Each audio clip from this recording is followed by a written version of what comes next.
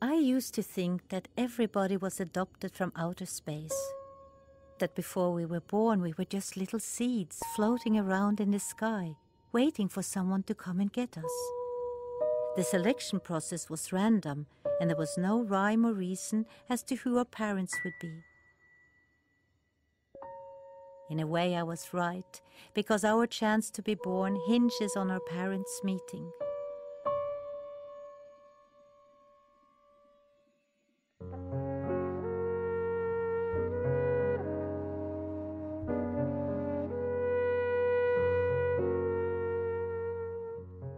My parents met completely by chance due to a chain of events that was set in motion many years ago in a small apartment in Copenhagen. In this apartment, there lived a Danish poet called Casper Jørgensen. Casper was so worried about running out of ideas that he often could not think of anything to write. He therefore went to see Dr. Mørk, who specialized in this problem.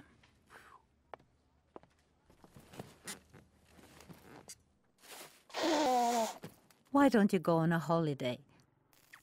Get some fresh air. Where can you go on holiday if you don't have any money and you don't speak French? What about Norway? It's cheap and they're practically Danish. Casper began to research Norwegian holiday possibilities. At the library, he came across a book called Scandinavian Confusion about famous Swedes who were actually Norwegian and famous Norwegians who were actually Danish, and so on. This is how he discovered the Norwegian writer Sigrid Undset, who was originally Danish. She had written the epic novel Kristin Lavransdatter and had won the Nobel Prize for Literature. Kristin Lavransdatter is the story of Kristin, who is engaged to Simon. But Kristin falls in love with Erlend, and she breaks up with Simon and marries Erlend against her father's will. She regrets this fateful decision for the rest of her life and never forgives herself, no matter how many times she walks barefoot and pregnant on pilgrimage to the Nidarus Cathedral. This novel so profoundly moved Casper that he wrote a letter to Sigrid Undset. Dear Mrs. Undset, I am a Danish poet. May I please come and visit you in Norway for inspiration? Best regards, Casper Jørgensen. Dear Mr. Jørgensen, I could use a little inspiration myself nowadays. Please come and visit me anytime. Best regards, Sigrid Undset. And so it was that Casper went on holiday to Norway, just as Dr. Mørk had prescribed.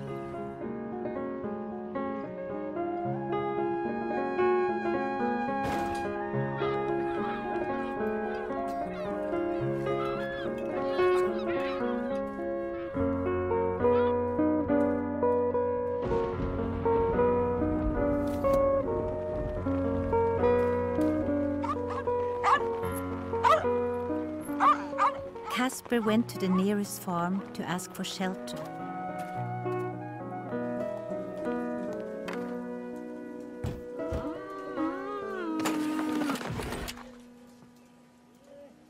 I am a great admirer of Sigrid Undset, and I'm on my way to Lillehammer to visit her.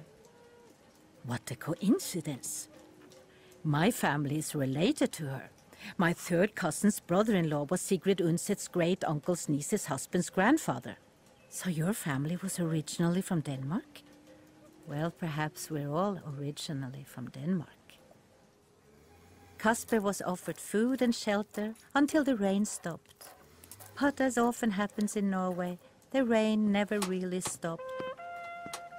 Casper did not mind at all, for Lundegård had a beautiful daughter called Ingeborg, who tended to the chickens and romantically mapped the stars above the farm.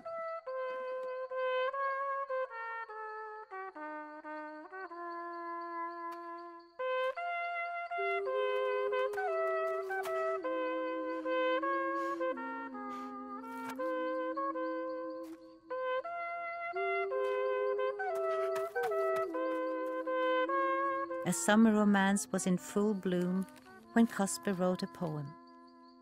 Ingeborg, you changed my life. Ingeborg, please be my wife.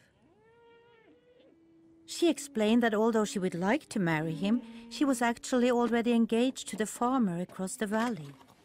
He was the son of her father's best friend and a well-respected member of the community. An August wedding was planned.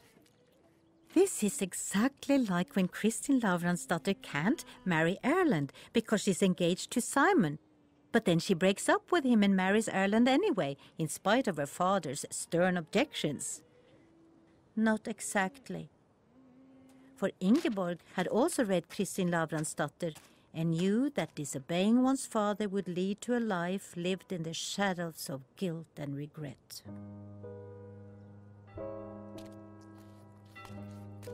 Ingeborg gave Casper a lock of her hair and promised that she would not cut it until they were reunited.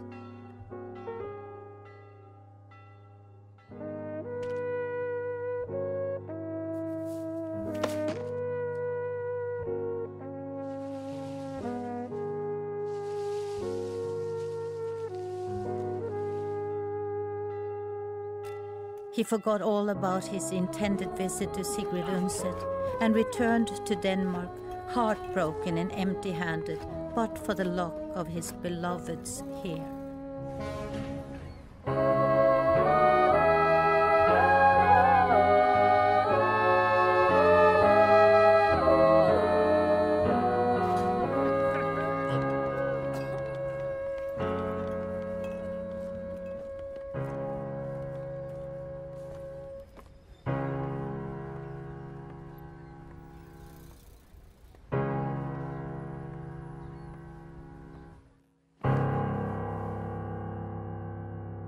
How can I write when I feel so sad?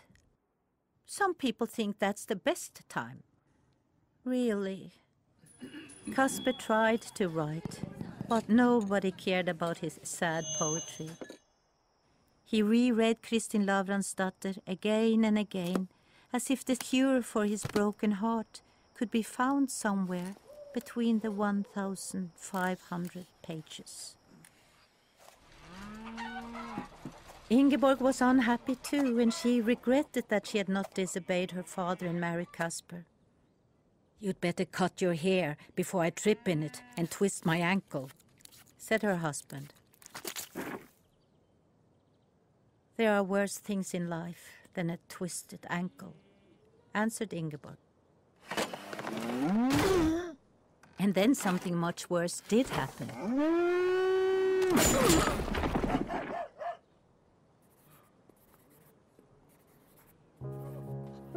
Ingeborg immediately wrote a letter to Casper telling him that she was now free to marry him.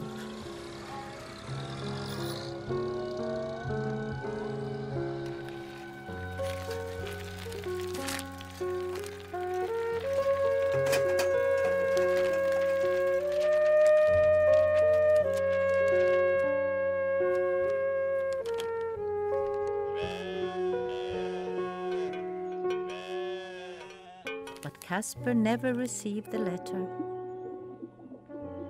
and Ingeborg waited in vain for his reply.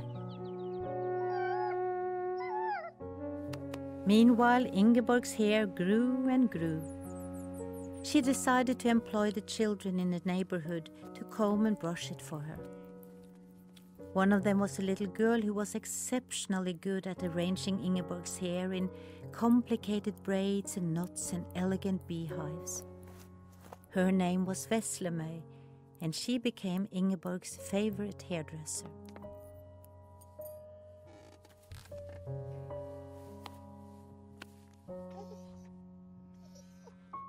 Ingeborg's life passed uneventfully for years, until the day that Sigrid Undset died.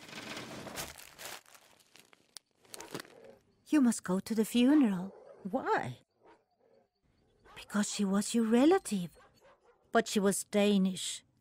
"When a relative dies, you go to the funeral whether she was Danish or not," said Veslemøy.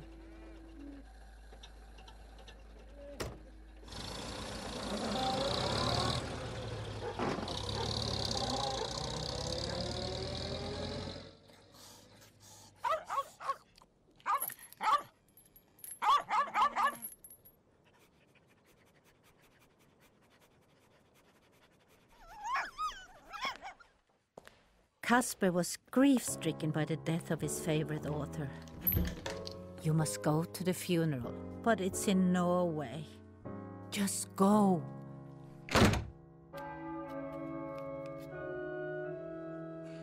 Casper did not like being reminded of death, but he went to Sigrid Undset's funeral anyway, and was glad he did, because there he was finally reunited with Ingeborg.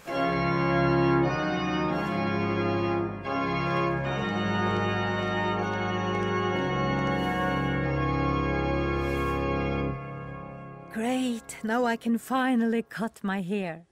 Are you nuts? I love your hair.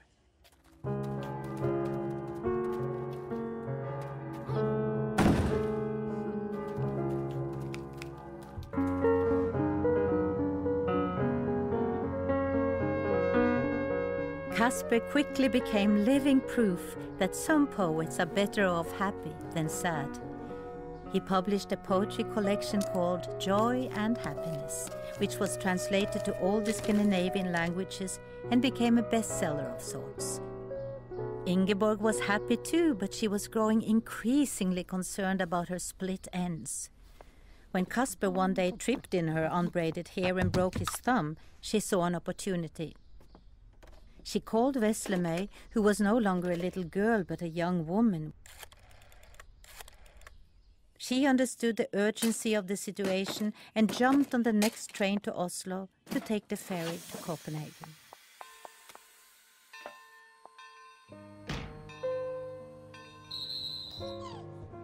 The only available seat was next to a young man who was reading Casper's Joy and Happiness.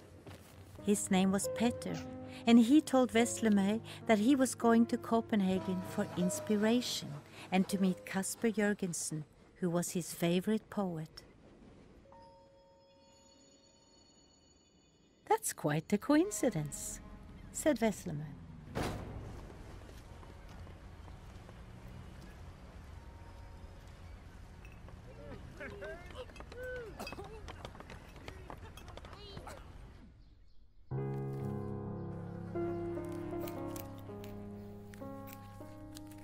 It remains to be said that Veslemøy gave Ingeborg a flattering haircut, that Petter's visit to Copenhagen was very inspiring, that Casper's thumb healed nicely, and last but not least, that Petter and Veslemøy fell in love with each other. Sometime later, they became my parents. But had it not been for the Danish poet and Sigrid Undset, a rainy summer in Norway, a slippery barn plank, a careless mailman, a hungry goat, a broken thumb, and a crowded train, my parents might never have met at all. And who knows, I might still be a little seed floating around in the sky, waiting for someone to come and get me.